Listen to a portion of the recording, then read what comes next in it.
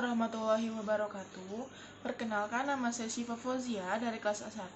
Di sini saya sedikit akan menjelaskan tentang konsep diri dari psikologi. Konsep diri itu diartikan sebagai gambaran seseorang mengenai dirinya sendiri yang merupakan gabungan dari keyakinan fisik, psikologis, sosial, emosional, aspiratif, dan prestasi. Konsep diri juga merupakan salah satu aspek yang cukup penting bagi individu dalam berperilaku.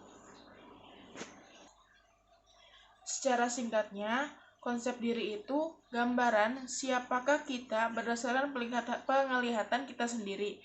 Nah, contohnya itu ketika kamu punya anggapan, saya adalah teman yang baik, berarti kamu punya pandangan kepada diri kamu sendiri bahwa kalau kamu itu teman yang baik. Ada contoh lain kayak gini, misal kita tuh takut mau nyoba sesuatu, tapi kita belum tahu ke depannya tuh bakal kayak gimana. Nah, mau nggak mau kan kita harus nyoba. Kayak kita tuh harus punya pikiran, kita bisa, kita mampu, gue bisa, gue mampu, gue harus cobain itu. Kalau misalkan gue nggak nyobain itu, gue nggak tahu kayak gimana hasilnya, kayak gitu. Gue nggak tahu itu kayak gimana ke depannya. Jadi harus punya sifat positif buat diri kita sendiri.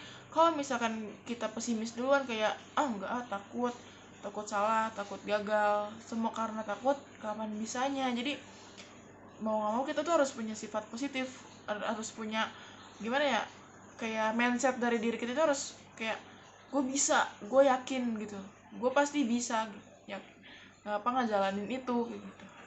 Sekarang bagaimana sih konsep diri itu bisa dibentuk?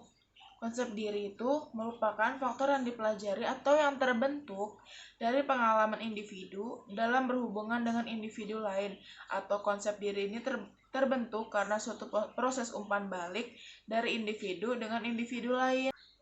Bisa juga dengan seiring bertambahnya usia, di mana perbedaan ini lebih banyak berhubungan dengan tugas-tugas perkembangan. Nah, ada juga nih cara merubah konsep diri. Yang pertama, kurangi sifat menyalahkan. Yang kedua, membicarakan hal positif pada diri sendiri. Yang ketiga, jadilah agen perubahan.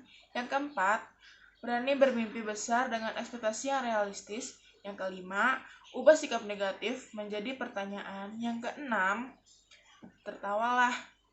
Yang ketujuh, kontrol emosi. Dan yang terakhir, pikirkan dan lakukan hal-hal yang baik-baik.